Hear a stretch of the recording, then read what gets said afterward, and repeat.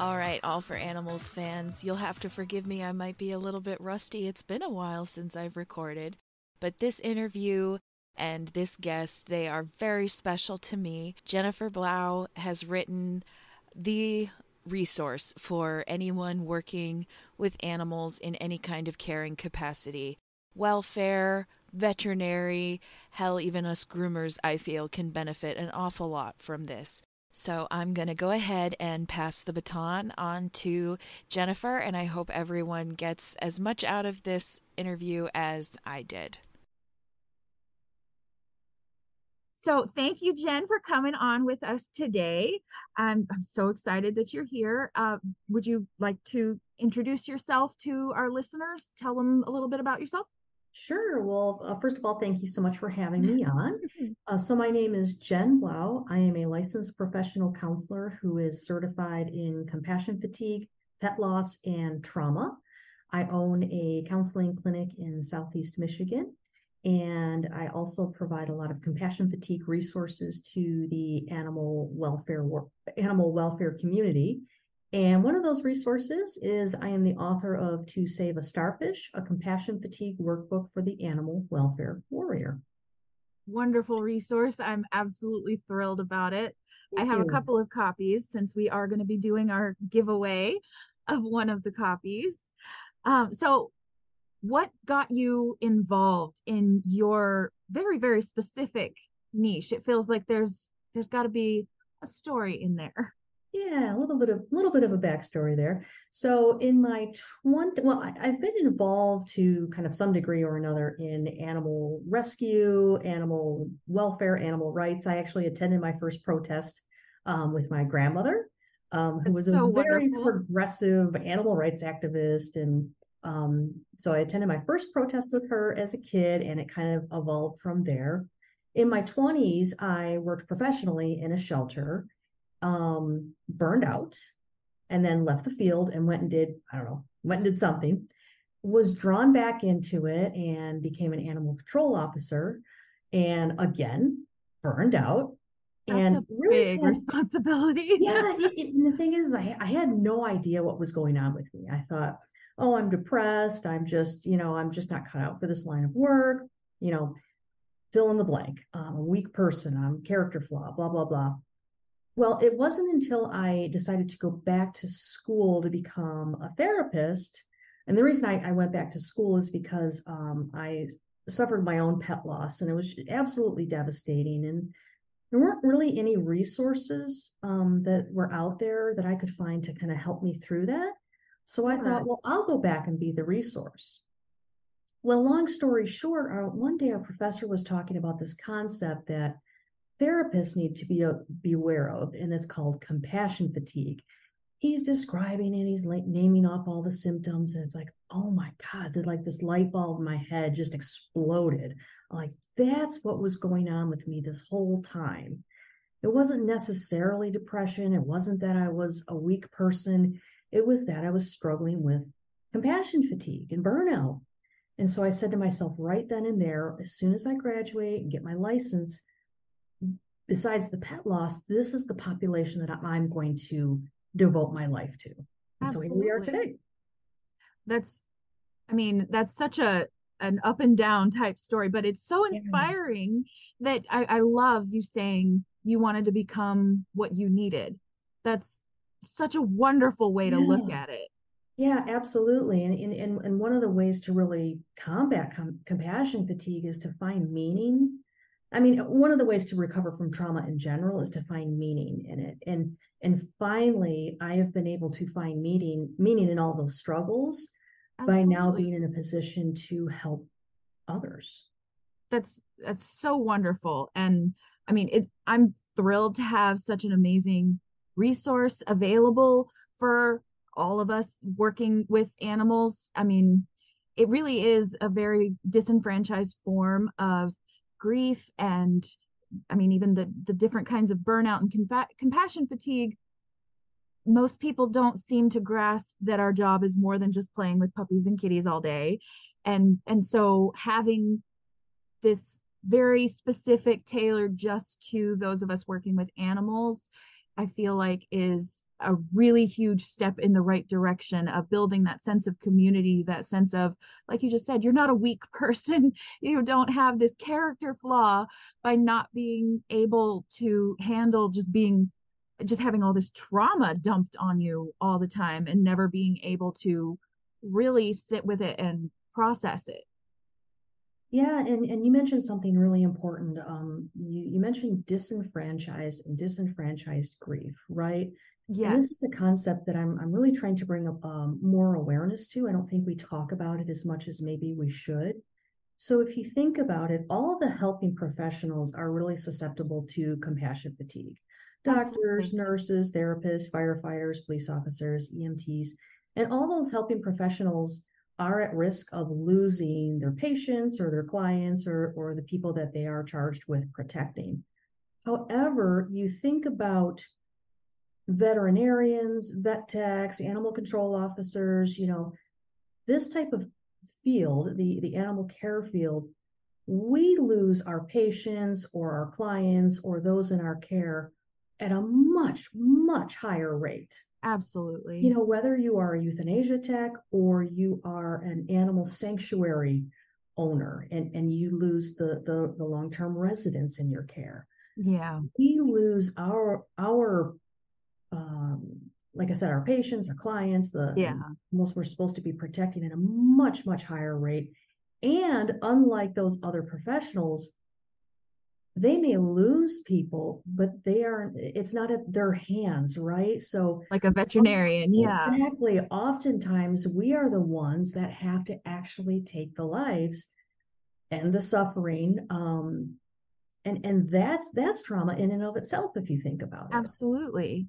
It's that really bittersweet type thing where on the one hand, you're doing what's best, but on the other hand, it like kind of goes against everything that that instinctual drive to keep someone going and everything like that. And I mean, you're right. In like rescue type situations, you could wind up having to euthanize a whole room full of animals from like a hoarding situation or something. And I just don't see that ever being something a doctor for humans would ever have even remotely close to happening. And it's like that compounding effect of the grief where it's just like, oh my gosh, how can you possibly wade through one more traumatizing and emotionally charged event? Yeah, it's a real moral dilemma. It's like Mm-hmm. the very ones we signed up to protect, we oftentimes have to either take the lives of or we have to let go of them. And that, like I said, that's a form of trauma, it's a form of grief. And the problem is for whatever reason, whether it is disenfranchised grief, which basically means it's not widely accepted by Yeah. society. And so therefore, sometimes we internalize that and we don't allow ourselves to grieve. Maybe we Yeah. don't find that we have the time to grieve because we're so busy just going around putting out fires. We feel we Yeah. don't have that time. Sometimes people are afraid if I open the floodgates, I'm never going to stop crying. Very valid point. Yeah. I So, can well, I see. mean, we all grieve in different ways, but sometimes we can be so afraid to process and so afraid to grieve that we don't allow that space. And the problem is with trauma and grief, I mean, they just don't go away their own. No, definitely not. They're going to come out and they're going to manifest in some way or another. Absolutely. Yeah. I mean, the best thing that anybody can possibly do is just be given that emotional space and the resources to be allowed to kind of process that. And also just a little bit of emotional support, just, that understanding of, hey, I get that this is really hard. The rest of the world might not understand it, but we do in this little circle here. And I think that's so invaluable and underrated. Yeah, I mean, one of the best things you can do for someone is just Yes, to validate that the grief is real and to normalize it. What you're going through is normal. It means you care a lot. absolutely. I mean, even my co-host Peter and I, we're just groomers. We've both worked in different areas of the animal industry. He's been in vet med before, as have I. I've been in shelters and rescue environments, pretty much every kind of animal related job that you can have, at least I've had. And even now, just as groomers, there's less of that like immediate life and death consequences involved. But at the same time, Peter and I, especially, we cater more to the elderly and more special needs pets because we are mobile. So they are the pets that can't handle the usual loud, noisy, and long, like day long environment at a brick and mortar salon. So since becoming mobile, I've had so many more client dogs cross the Rainbow Bridge. I've had so many more dogs that I've spent long, long hours working to rehabilitate those dogs to just be able to trust a groomer. And then over time, they eventually grow old and they're no longer with us. And it's deeply upsetting because it's like they become part of your own little fuzzy family. And it's really hard for other people to understand that concept sometimes. Well, you've developed a bond, you've developed a relationship with that animal. Absolutely. And It's the thing just with like animals is grown. they're like children. Even if they're an elderly animal, they're like children. Yeah, Children are not, it's unnatural for children to go before we do. absolutely. That's what, in my opinion, makes pet loss so difficult is they're so innocent, they're so childlike, and we're supposed to outlive children. Yeah. I love that comparison though, because it is no matter how old they are always that innocent, childlike, goofy and Yeah. sweet, just ball of love. And it feels very wrong for us to survive them. And it should most definitely be that they get to live these happy, pure, sweet little lives forever. Just based on their goodness alone. Yeah. But yeah, and I mean, I know a lot of people don't like the whole comparison of pets to children and everything, but they really are in a way similar in that you always have to be preparing for and caring for all of their even just basic needs. And they don't grow in the more like complicated types of education like a human being can, but that makes them more like a little toddler their whole lives. And it's so Yeah. sweet and endearing that way. And it's very hard to always be losing client dogs that you've spent years and years bonding with and feeling like they are part of your own little fuzzy family. And then don't even get me started on personal pet loss because I'll cry for days on Yeah, that. we'll both just be in a puddle here. Yes. So I love too that you're helping to bring more awareness to the burnout aspect of things as well, because I mean, even just up until a few years ago, really, burnout was kind of just never talked about. And it was always this hustle, hustle, hustle mindset. It still definitely is, but at least there's some awareness trickling in. And so before you had talked about the varying like unhealthy ways that the burnout, the compassion fatigue, the just unprocessed grief and trauma of it all can come out in very unhealthy ways. And so, what are some of the alternatives that the employers, the practice owners, the shelter owners, rescues, what have you? What are some of the ways that they can provide that emotional care and support for their humans working with them to keep them okay? Yeah, you're right. I mean, we do live in this kind of really fast-paced culture. And a lot of people still to this day really wear their busyness almost like a badge of honor, or even Absolutely. wear their burnout as a badge of honor. Yeah. And I've seen that a lot in these fields, right? The helping Yeah. fields, even the animal helping fields. And that's just, I mean, it's a recipe for burnout. It You is. know, It absolutely is. yeah, exactly. And there's things that an individual can do, but also there's a lot that the employer can do. And so when we talk about compassion fatigue, we're talking about kind of more the emotional side of things. It's Mhm. the effect of working with suffering or traumatized animals. So that's kind of more Absolutely. the compassion fatigue. The burnout really comes from our interaction with our environment. Hmm. And so that's where the employer can really kind of step in and help out with that. Yeah. So one thing that leadership really wants to focus on is having a positive workplace culture, not a toxic workplace culture. Yes. And what I mean by that is, I'm sure we've all been there where there's been the workplace bully. We've all been in places where there's a lot of backstabbing and drama and gossip and just overall negativity. Mm-hmm. All that does is create what we call organizational compassion fatigue. So compassion fatigue starts spreading like a cancer. It's the perfect recipe for burnout. It's the perfect recipe for high turnover. Yeah. And the animal care is going to suffer in the end. And in the end, the reputation of the organization is also going to suffer. So there's so many reasons we really need to start taking this seriously. Well, and we've even got the absolutely traumatizing examples of like the youngest crazy cat lady that everybody kind of knows from Instagram.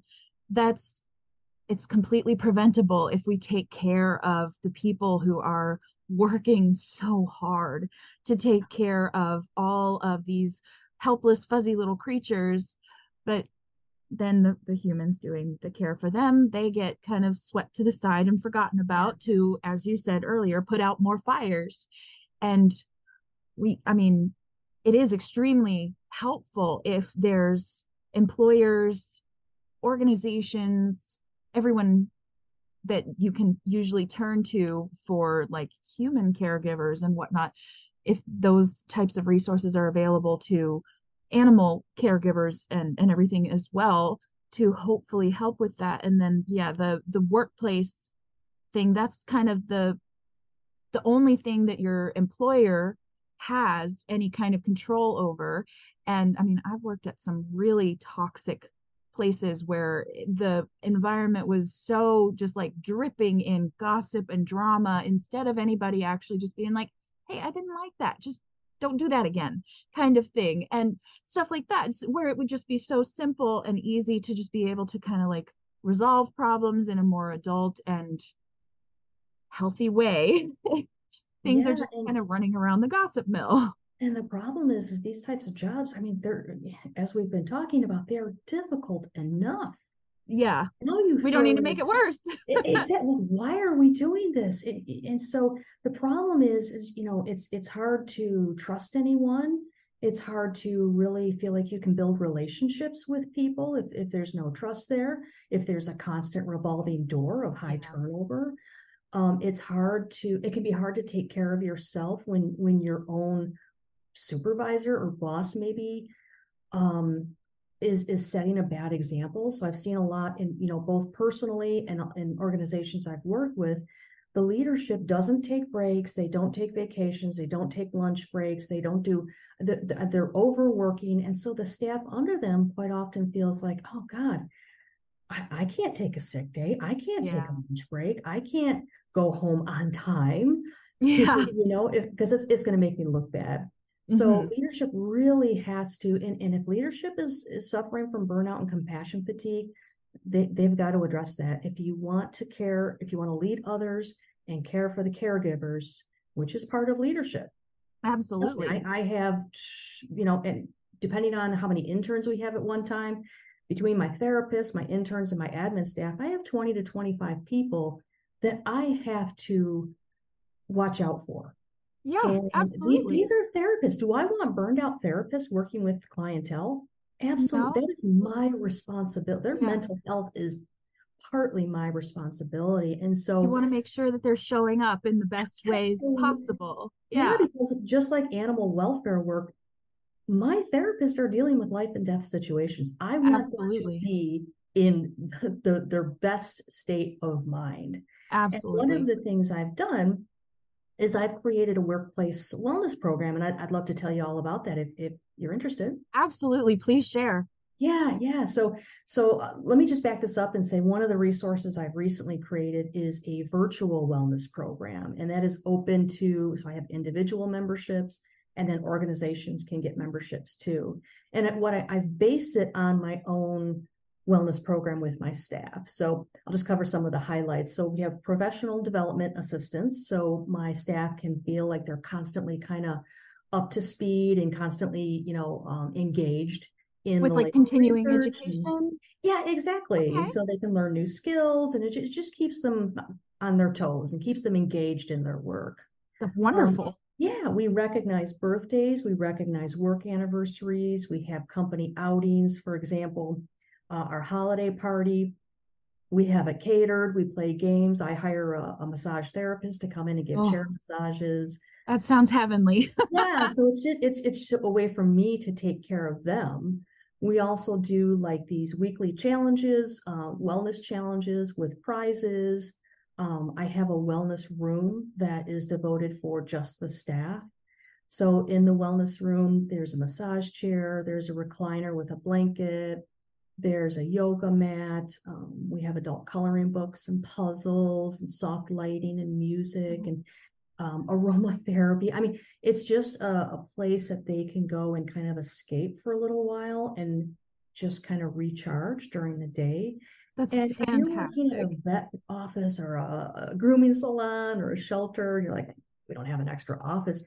It doesn't matter. You can take a closet, put in a meditation cushion, put in some music, some soft lighting, boom, you got a place people can go and meditate or do some deep breathing or grab a coloring book and just be by themselves.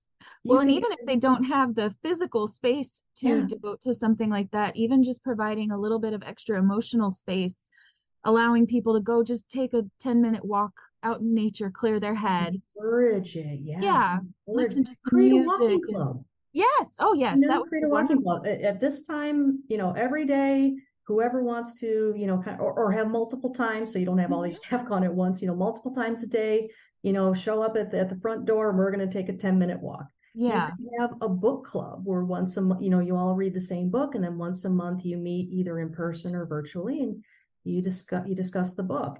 You can have a big old like punching bag in the break room. I'm not kidding. There were days honestly, I probably would have used a punching bag every day. I feel like I would too. Yeah, you can either like haul off and hit a customer, because you've lost your temper, or you can just go out, take it out on the punching bag. Yeah. Anybody that tries to say there's not a lot of that anger when working with animals, they don't know what they're talking about.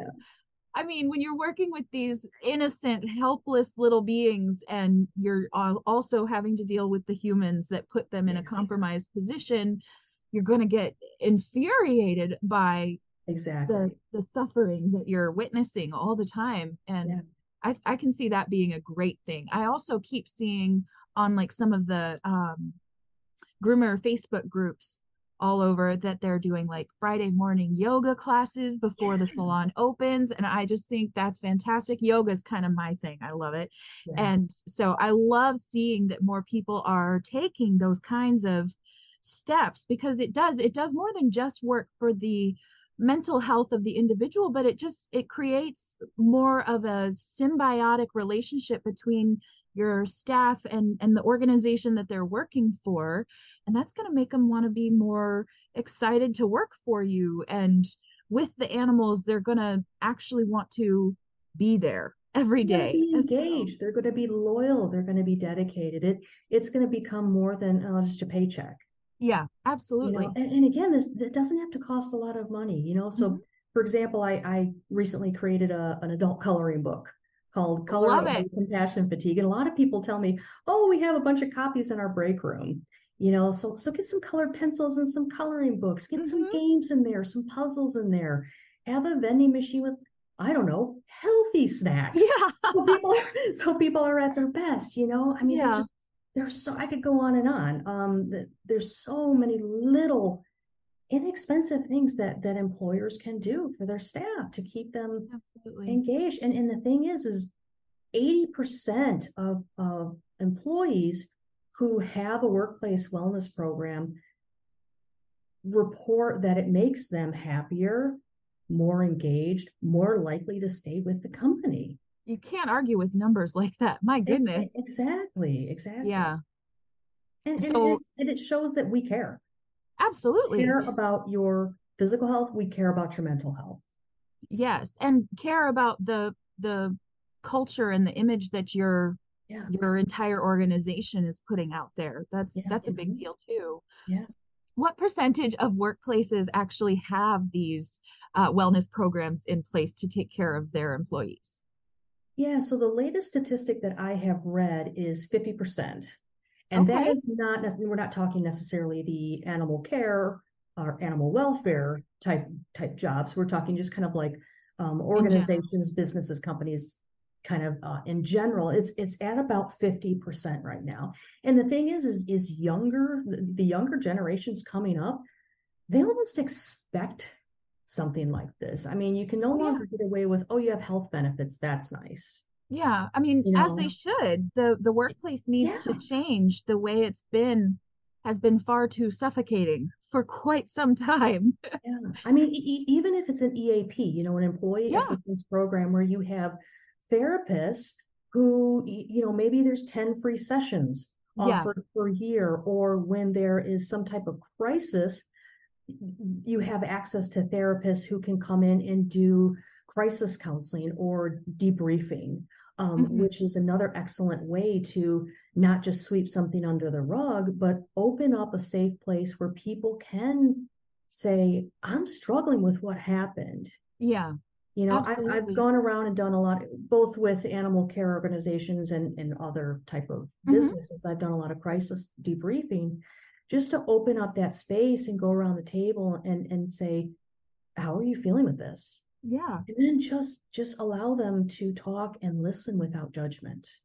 absolutely. Having a safe place, a safe space it's everything.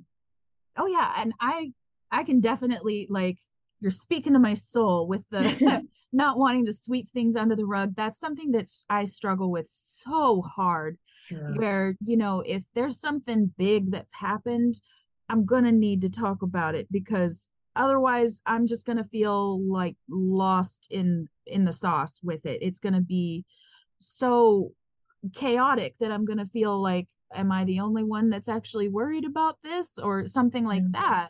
And then that's a very isolating feeling. Yeah, in an already pretty isolating field. Yes, exactly. And the problem, like I mentioned before, grief and trauma, it's like you can stuff it down, but you can only stuff it down for so long, like a dormant volcano. You're going to erupt one day. Yeah.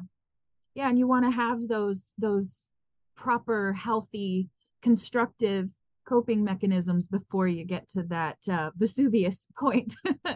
Yeah, and I always think back, and I have no regrets because again, I've able to find meaning in what I went through before, and then what I've been able to become. But I always wonder what would have happened if all these things that I'm talking about were in place when I was an ACO or when I was at the animal shelter. Had I known I Absolutely. was not the only one, would that have made the difference? Had my feelings been validated and normalized? Had we had a wellness program? Had we even had a compassion fatigue workshop to bring awareness to it? Yeah, even You know, just knowing what it was exactly knowing half it the was battle actually for a you. thing. Yeah. Maybe that would have made the difference. And I my dream is that every single shelter and any type of animal care organization brings awareness to this somehow, whether it's a workshop, a wellness program, a speaker, whatever it is. Just you've got to open that door. That's the first start. You've got to open the door. Absolutely. And I mean, I know that a lot of times the one of the bigger, I guess, constraints for some like company like smaller businesses or smaller rescues or smaller organizations in general might be that whole like initial investment. And I love to speak on the fact that yes, it might be, if you're carving out a special room in your practice or your salon or wherever it is, then yeah, you're giving up that space, but in the long run, you're also going to be reducing your turnover. You're going to be reducing possible like medical and mental health, like leaves of absence because of traumatic events and things like that. So I feel like even more cost effective as well for a business to already have those things in place and then just be, I guess, one step ahead when the bad things are happening and you're just kind of a little bit more prepared to handle whatever it is that's just been thrown at you. Well, it's really all about building resilience, Mhm. so building resilience within ourselves and also the organization building a resilient workforce. And let me give you an example. So I don't know about you, but I live in the Midwest and we have harsh winters, and Yep. every spring our roads are left with potholes. Yes. Right. So if you have a car that you've been taking really good care of, it's a sturdy car, you can go over the pothole and come out of it okay, but let's say you have some old hoopty that you've never taken care of, the one of the wheels is practically falling off, the muffler's hanging off, and all of a sudden you hit a pothole. That pothole might be like the last straw for your poor little car. Yeah. So the more resilient the car is, the more it's going to be able to kind of hit the pothole and move on, or hit the speed bump and kind of move on. Yes. If it's an old thing that has not been taken care of, your wheels are going to fly off. The engine's going to drop out, the door's going to fall off, and your car is going to fall apart. Yeah. Right. So the same thing with building resilience in us. One of the best kind of pieces of advice I've ever gotten was from traumatologist Eric Gentry. And he said to me, there's a difference between pain and suffering. Okay. Going into the pothole is pain. It's going to be Sure. painful. But if you're resilient, you feel the pain, you move on. Okay. Suffering is, I hit the pothole and a giant sinkhole opens up in the earth and swallows my car.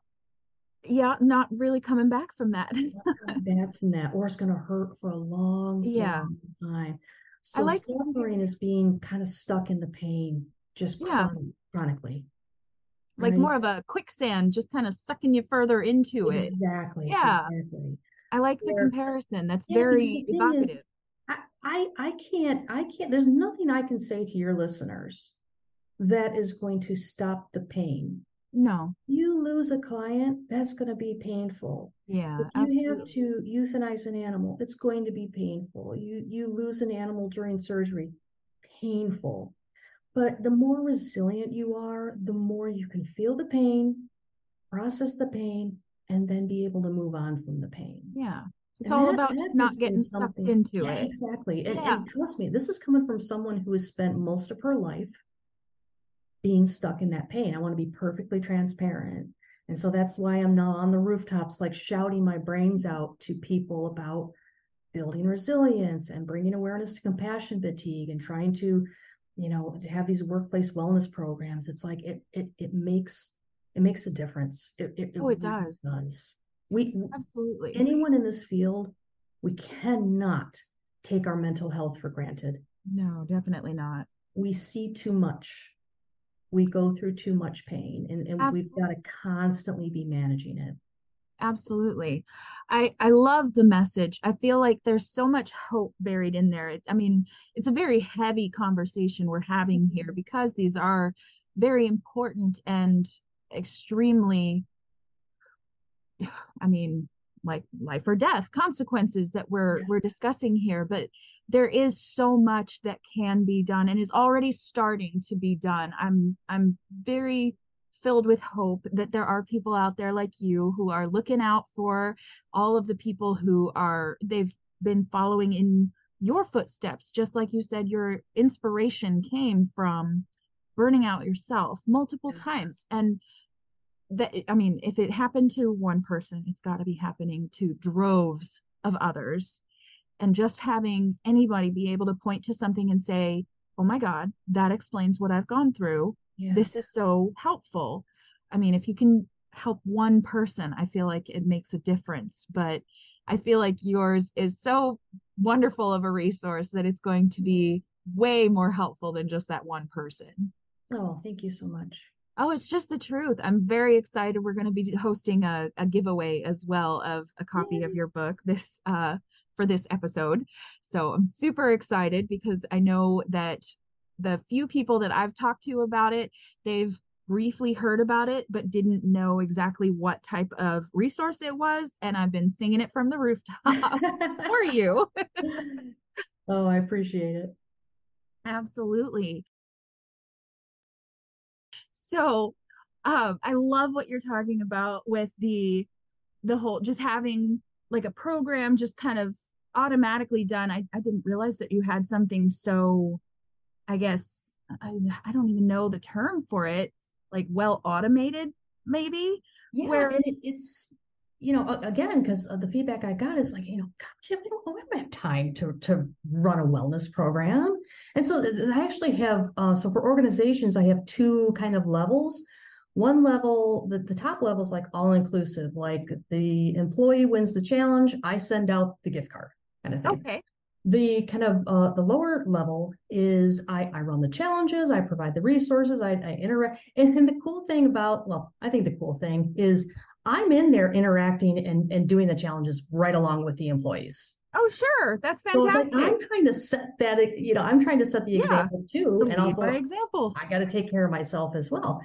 Sure. But anyways, getting back to that, to the other kind of tier, if you will, the lower tier is where I run everything, but you provide the prizes. So for example, if you say, well, we want to control our own prizes, and maybe that can look like company swag, here's a hat, here's a t-shirt, here's a mug, or it can look like, oh, okay, well, we're going to give like an extra hour of PTO for the win of this challenge, or we're gonna whoever gets the most points, or whatever team gets the most points, we're gonna have a pizza party for them. So if they want to divide their participants up in teams. And so it's really structured for whatever the organization needs. And like I said, I'm right there along with them, kind of participating, interacting, and doing the challenge, most of the challenges myself. Yeah. Yeah. So have you noticed like a lot of positive response to that, to you specifically? Or like, I mean, I'm assuming that what you're doing, it has to be working very, very well. But have you gotten any like specific feedback on how it's helping other people? Yeah, so for example, it's cute. I have one, I won't mention any names, but I have one participant who, like, we had really early on, we had a push-up challenge. And I think Okay. the challenge was something like, do 10 push-ups for 7 days in a row, and you'll be entered into the raffle. Okay. And so it could be anything. It could be, I posted all these different versions. It could be like wall push-ups, or like modified push-ups, knee push-ups, Sure. anything. I have a participant who to this day is doing daily push-ups. Awesome. And that's kind of the goal, right? It's we have different challenges, and the goal is for, and I always say, I use the analogy of a toolbox, right? So at Yes. the end of each challenge, it's like, whether or not you participated, I hope you found it helpful. If so, take it with you, put it in your toolbox. Sure. She has put this in her toolbox. I have other people who are like, I never really took walks, but I felt really good when we did the walking challenge, and I've put it in my toolbox, and I've incorporated that into my life. So the building idea better is, habits. exactly, the idea is to introduce people to all these wellness habits, and then they pick and choose what works for them. So for example, journaling might work for some people and not for others. Sure. Walking or doing push-ups, something physical, might work for some people and not for others. People have incorporated more fruits and vegetables into their diet after we had a fruit and veggies challenge. And so I think the most feedback that I've gotten, or the most common feedback I've gotten, is it forces people to really pay attention to their bodies and their minds and what their needs are, and to take better care of themselves. And that's where the whole component of self-care comes in. There's not a lot that I personally can do. If you have a toxic workplace, that's not something I can help with, right? Sure. But I can help with the personal piece of helping the employees develop these healthy habits. And it's really about building resilience. Sure. So, and I'll use the term, I have this analogy, my husband laughs at me, but I think it's helpful. I've used it with groups, I've used it with clients, and they found it helpful. Okay. It's what I call the self-care anchors. So I want you to imagine you are a ship on this very, very rough ocean. Okay. There's not a whole lot you can do about the ocean. And the ocean is the workplace environment, the public, the world we live in, the reality of pet overpopulation, animal abuse and neglect, that sort of thing. That's the ocean. There's not a ton we can do to control that. However, there are some things we can do to control that ship. We can throw out an anchor. And what does that look like for you? Well, for me, one of my anchors is weight training. Okay. The days I go to the gym, I have more energy. My mood is better. I can handle stress better. I just feel better mentally and physically. So that's one of my anchors. Well, but that's not enough. Okay, so I have more self-care anchors. If I'm feeling very, very stressed or very, very angry and it's summertime, I am on Lake Michigan flying through the air on my jet ski. Awesome. The name is literally anger management. So that is a self-care anchor. Another self-care anchor of mine would be music. I listen to music as therapy. And so what I encourage people to do is think about all of your own self-care anchors that they're not going to calm the ocean. They're not going to cure, quote unquote, compassion fatigue, but they help calm the ship, which is you. Yeah. So they help you kind of navigate those rough waters a little bit better, if that makes sense. Yeah. And it helps you kind of take your own power back when it comes to your mental health, and that whole aspect of you can't control what life is going to throw at you, but you can control how you react to it and how you work through it. Yeah. I love that. And sometimes, sometimes we even have to take a bigger break. Sometimes we have to go in and dock for a while. Yeah. And that's okay. Yeah. If you want a lifetime of living at sea, yeah, you're going to have to learn to calm your ship. You're going to have to take care of that ship. You don't want any holes. You don't want any leaks. No. And you're going to have to dock from time to time. It's okay. Yeah, I think in the US especially, that whole like basically glorifying being overworked and overly productive has gotten to the point where it's so ingrained in everybody that it's toxic. It's extremely toxic, and that just kind of compounds that feeling of helplessness when you're just like, I don't know what to do. I can't fix it. I can't fix the people who come and yell at me because we're charging too much. I can't fix the people who refuse to get their dog to the vet. I can't refuse to, or I can't fix those people, though, whatever the case may be. And it's like, yeah, unfortunately, that's never going to change. But then there are things that you can do to make that easier for you to just ride out the storm. Yeah. Okay. Imagine this. So let's say some organization out there takes my suggestion and gets a big old punching bag, right? Yes. A set of boxing gloves in the break room for staff to go at it whenever they need to. You can have someone that the client or the customer is just really pissing them off. They can say, I got to take 5 minutes. I'll be right back. Go do some deep breathing and just hit the crap out of the bag. Or you can have someone who gets yelled at day after day. It builds up, and they snap and they tell the customer to go to hell. They walk out on the job. I mean, they develop an ulcer. They have to go on leave. I mean, there are so many other things that can happen, so many negative things that can happen if we don't give people an outlet. Oh, I agree. And I think another very underrated part of this whole, like, I guess this whole idea is just changing the owner or employer's mindset as well. Like you were saying as well about like not allowing and not tolerating the bullying.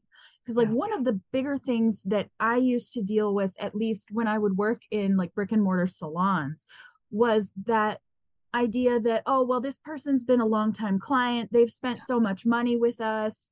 You just have to suck it up and deal with it. Yeah. And that is so harmful because you're alienating the people that work for you by doing that as an employer. You're saying this person's money means more to me than the way they treat you. Yeah. And And what does I that say have, about your own perceived value? yeah, exactly. I have actually walked off of a job from Yeah. a similar situation to that. There was just nothing else that could be done. And it was very obvious that I wasn't going to be respected in the way that I felt I should be. And that was your way of docking your ship. Yeah, exactly. You And I went realized and I'm found a either going different to solution. capsize Mm-hmm. or I'm going to have to dock this ship and find another boat to work Yeah. on. And unfortunately, I feel like we've got so many people right now who are just, they're staying in that extended, like docked situation Yeah. because the workplace is very slow at the moment to kind of catch up to that level of, hey, we actually do care about the people who are working for us. I'm very, very excited to see that, like on the groomer groups that I'm on Facebook, there are so many salons that are doing like Friday morning yoga with the whole salon, Yeah. stuff Yeah. like that. I think that is fantastic. Makes Yoga a is a good one for me. I difference. love it. Oh, yeah. And yeah. So I love seeing things like that. But even more so, I feel like we got to tackle that really, really just icky mindset of, oh, well, if somebody's paying us money, you just have to tolerate whatever they throw at you. Because that's just not how the world should work. Well, let me ask you, is losing that customer going to be is going to cost more than the turnover? Exactly. I, Yeah. I don't know. I'm not an expert, but I do run my own business, and Yes. I'm pretty sure the answer is the turnover is going to cost more. Well, turnover is far more costly. Training new employees and getting them onboarded is far more expensive than keeping your already established not customers, your already established employees. And especially in a trade where, you know, for groomers especially, where we've built up that rapport with our clientele. So if we leave, there's a good chance we might take some of those people with us. So that's going to cost you like triple what you thought it would. That kind of Exactly. thing. Yeah. Yeah. And also think about the morale of the staff. So if Yes. there's a constant, if there's a revolving door syndrome, what is that going to do for the morale of the staff? First of all, it's going to lower the morale just in general. It's also going to have this mindset of, you know what, I am not going to invest too much of my energy in this company because I might be walking out that door like Yeah. everybody else one day, because There's no that just sense of seems to be community. how we roll around here. Mm-hmm. Yeah. And I'm certain, am I going to get close? If I'm a new employee and I see people constantly leaving, am I going to get close to employees? Probably not. Yeah. Because there's no sense of community. There's no Exactly. there's no bonding if everybody's here one day and gone the next kind of thing. Exactly. Yeah. Exactly. And so I think employers really have to kind of look past, oh, well, a wellness program is expensive. It takes time. It takes time away from work. What what's the alternative? Mm-hmm. And I That's the think too many thing. people are very short-sighted. Yeah. You really, especially today's culture and the generations coming up, they expect a wellness program. As they very well should. Yeah. You know, even just a few decades ago, there was this different mindset where it was like, get yourself a good job, kid. They'll take care of you for life. And Mm-hmm. somewhere along the way, it became less and less about that and more about, okay, so if I give you the favor of hiring you, what are Yeah. you going to give me? And that's where that culture shift, it has to be stopped, and it needs to go a little bit more in the other direction, because our employees, the people who are on the ground doing that hard work, physical, emotional, and otherwise, they really are the ones bearing the brunt of all of the abuse from clients and customers. They're the ones that are developing those emotional attachments to the animals in their care, the people who own those animals, because that's also a whole other part of the grieving process, is when we lose Yeah. a client, a human client that we love Yeah, too, absolutely.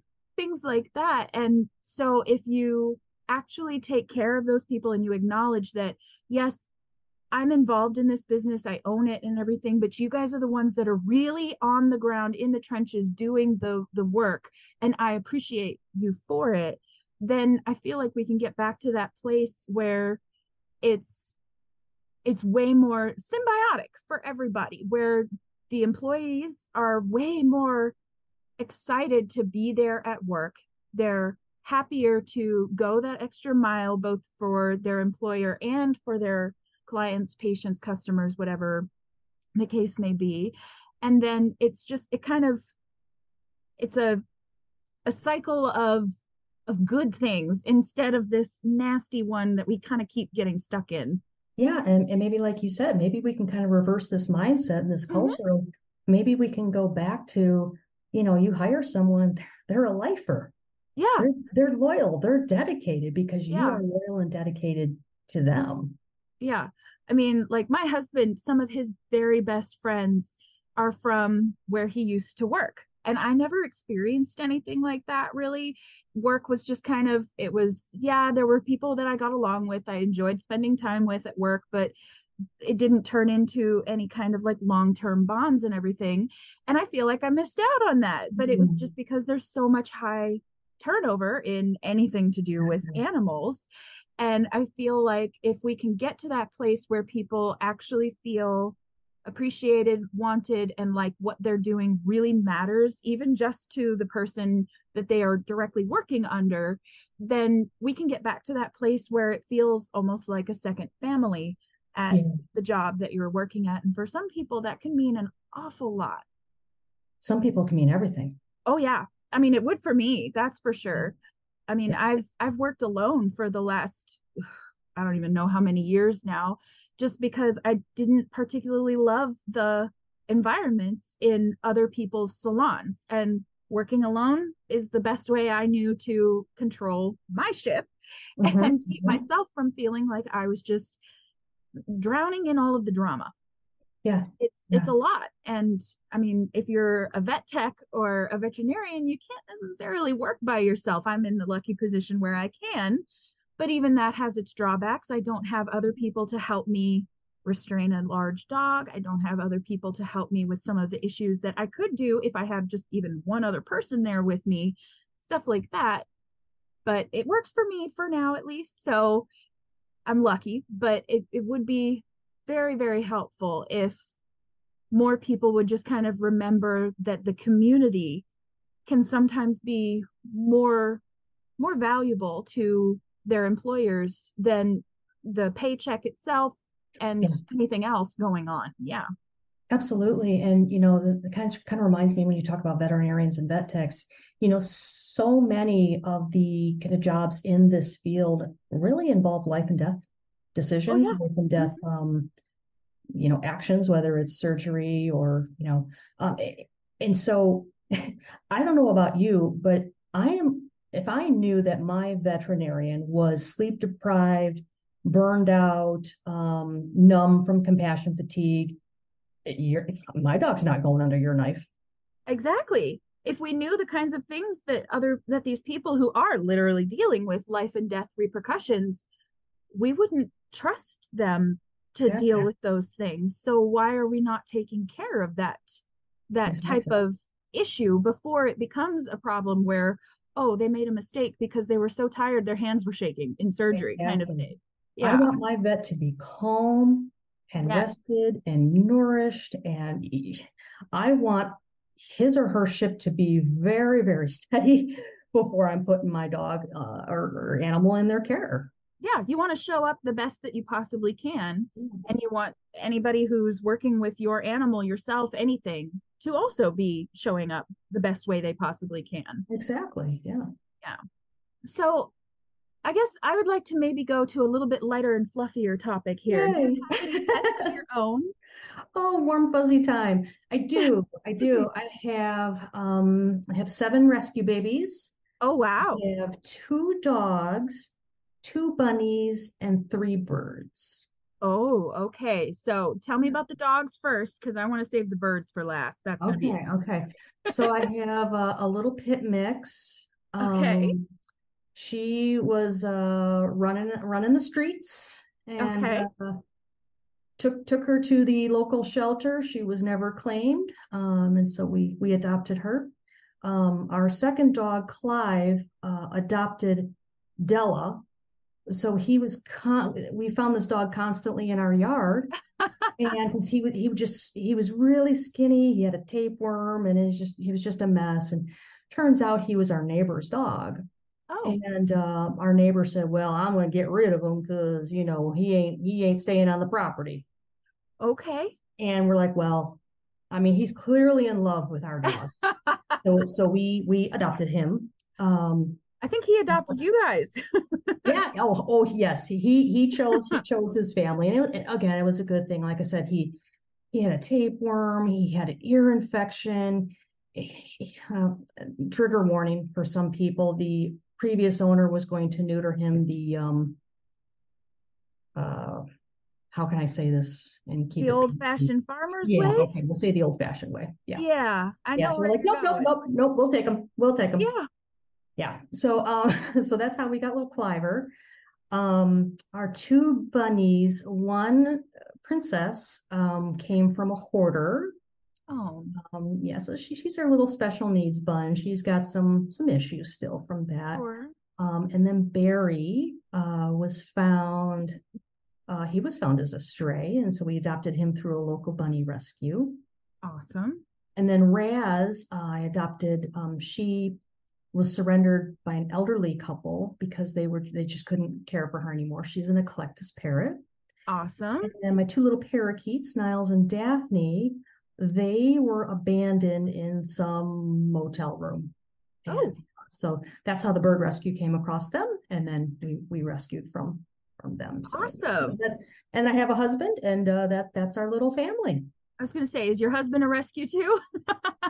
So my husband is actually, when I met him, he was not so much an animal person. And I'm a vegan as well, and he was not.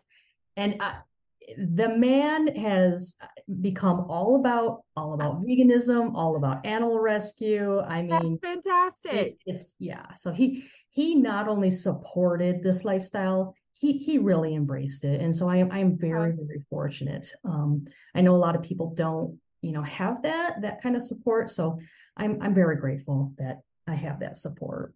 That's fantastic. And what is it with like non-animal men winding up with the crazy animal ladies? Because that's how my husband was too. I don't know. And I mean, I definitely grilled him when we when we first started dating. I'm like, do you hunt? No. Do you fish? No. Are you going to shove meat in my throat?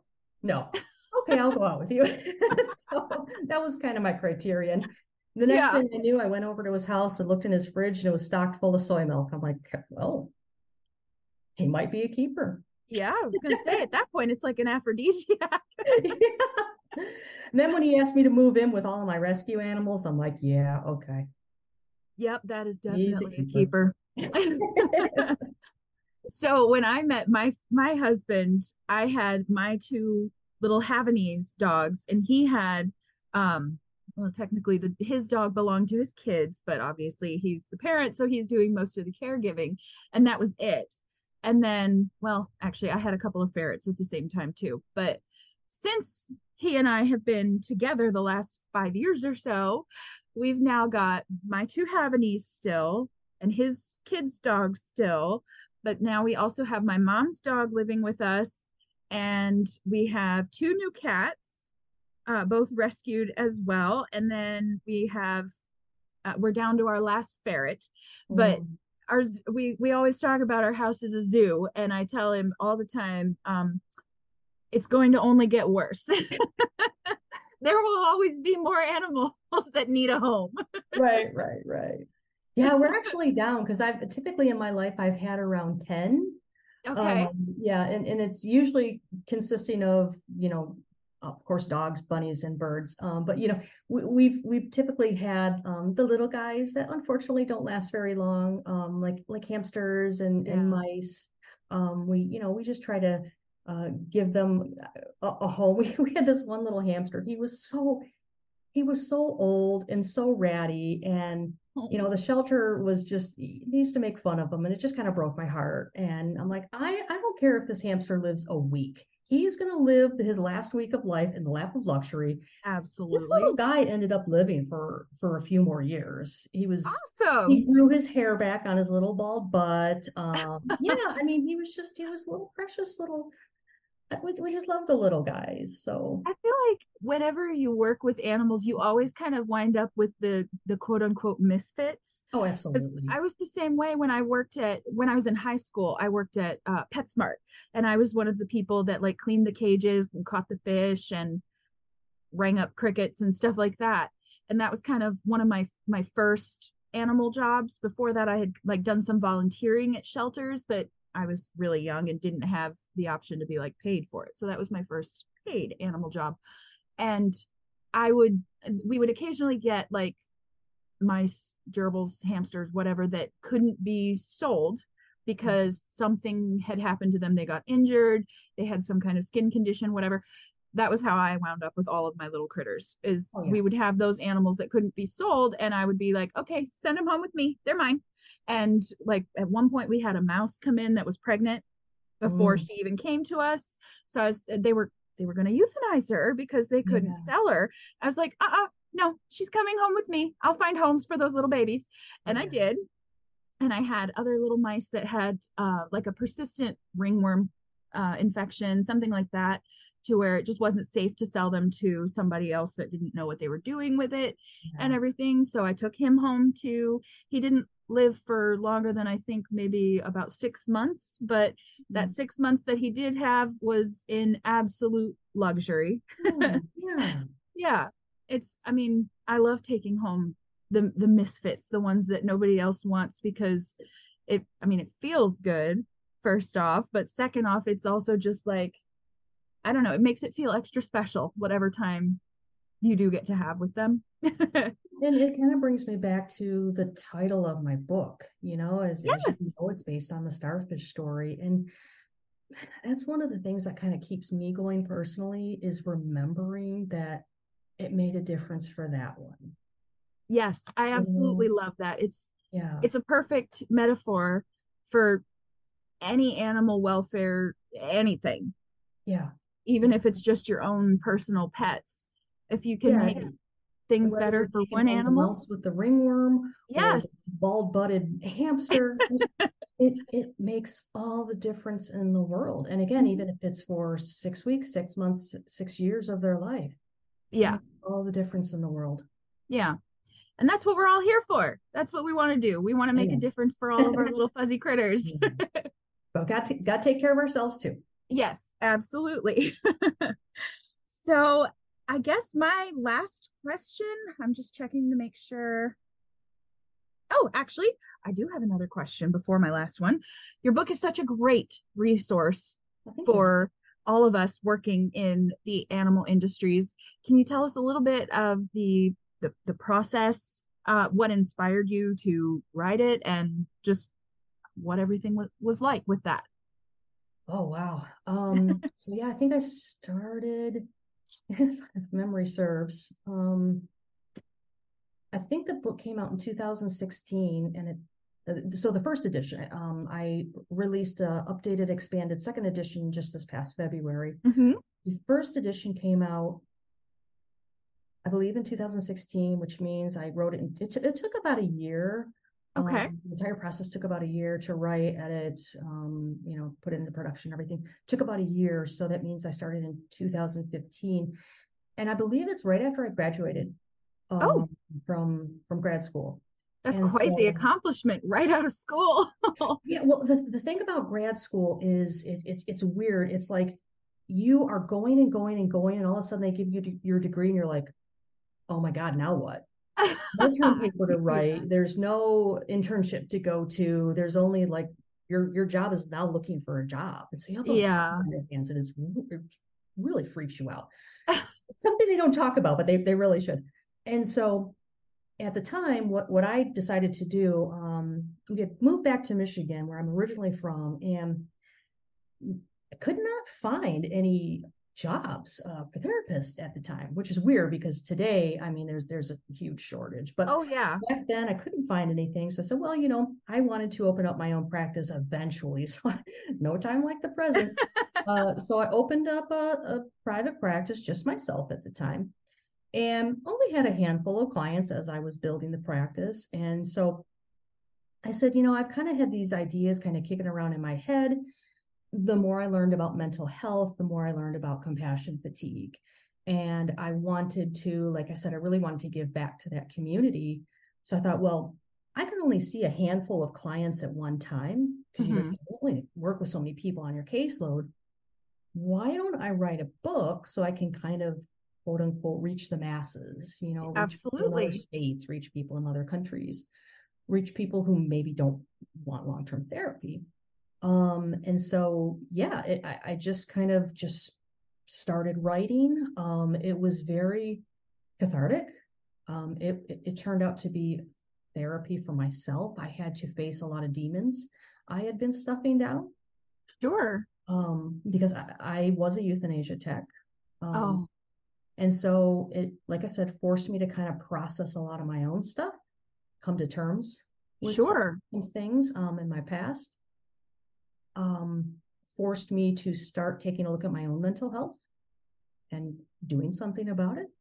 I've suffered from depression since I was 12. And so it, like I said, forced me to really start taking a look inward. Sure. So like I said, it took about a year from start to release, publication. And the book's been very successful. And so late last year, I decided, there's ideas starting to pop up in my head again and things I wish I would have added to the book. And I thought, well, what's stopping you? Go ahead and add them to the book. So I updated it, added about 5,000 words, and came out with a new cover, which I am in love with. If I can just say, I love it. I love the new cover so much. It's beautiful. Thank you. Yeah, I'm absolutely thrilled with the new cover. And so that's kind of the process in a nutshell. Well, awesome. Can you tell our listeners where all they can find you on social media, on the internet, wherever you'd like to be found? Sure. So the easiest way is to go to my website, and that is animalwelfarewellness.com. Okay.